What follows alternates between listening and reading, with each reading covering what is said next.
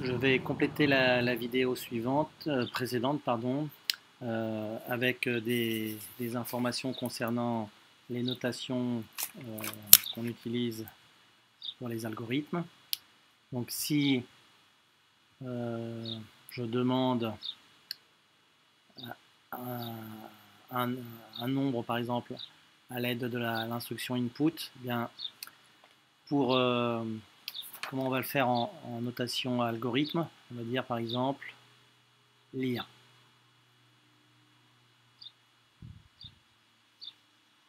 Lire A, hein, ça veut dire qu'on va, on va demander à l'utilisateur de rentrer le nombre A. Print A, ben, tout simplement on va utiliser la notation afficher A.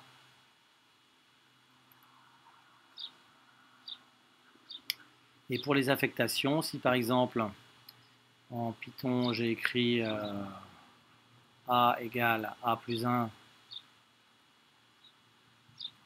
pour dire que dans la variable A je mets le nombre qui correspond à A plus 1, eh bien d'un point de vue algorithmique, on notera dans A, je vais mettre, donc vous voyez bien la flèche elle est dirigée vers A, donc je vais mettre la valeur A plus 1. Il est possible aussi que vous rencontriez cette notation A plus 1, je le mets dans A.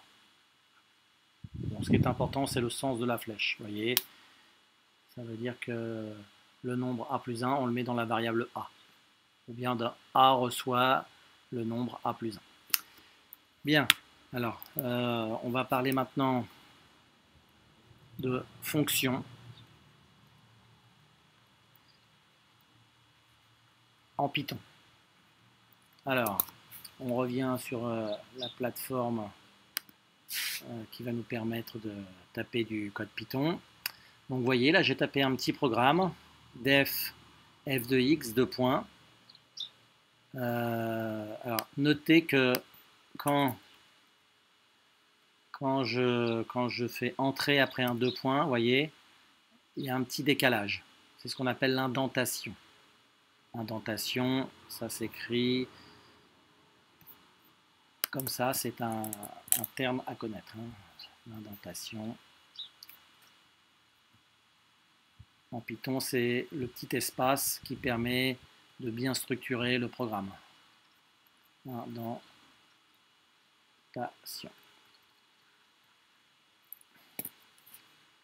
J'en profite pour faire un petit peu de propre. Voilà. Donc l'indentation, par exemple, on va lui demander de retourner, donc return x fois x. Alors quand on teste ce programme, donc vous voyez, changement de couleur, ça veut dire qu'il a fait exécuter le programme. Et bien maintenant il connaît f.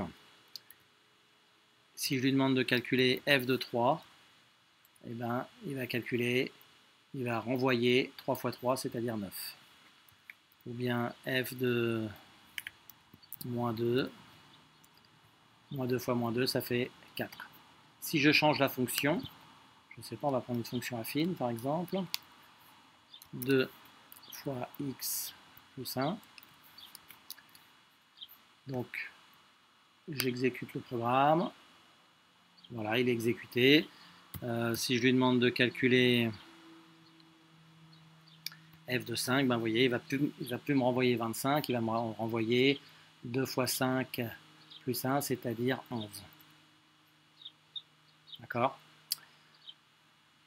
Alors, la fonction peut aussi contenir plusieurs variables. Exemple, si on veut faire l'IMC. Donc l'IMC, je vous rappelle, c'est un indice qui est selon votre poids et votre masse et votre taille vous donne un indice qui vous dit si vous êtes en surpoids ou pas. Donc, il y a deux valeurs, la taille et le poids. Et que retourne la fonction? Eh bien,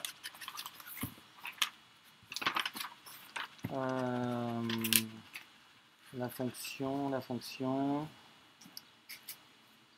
ça retourne le poids divisé par la taille au carré. Donc, j'en profite pour vous montrer comment on fait exposant 2 avec le Python. Donc, on fait étoile, étoile, 2. Donc là, vous voyez, le poids divisé par, entre parenthèses, t étoile, étoile, 2, c'est-à-dire t au carré. Alors, on va exécuter ce programme. Ah, il y a une erreur.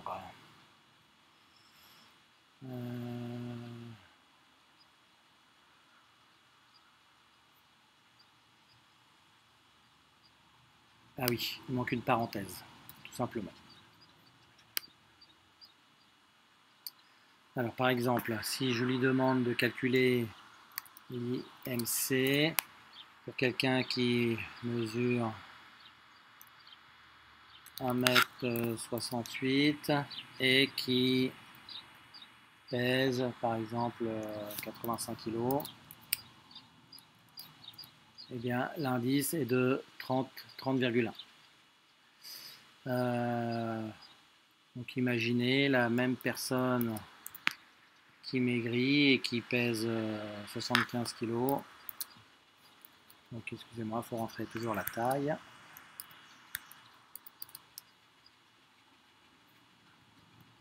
Et le poids séparé par une virgule. Voilà. Vous voyez l'indice. Non, je me suis trompé. J'ai mis 168, c'est voilà.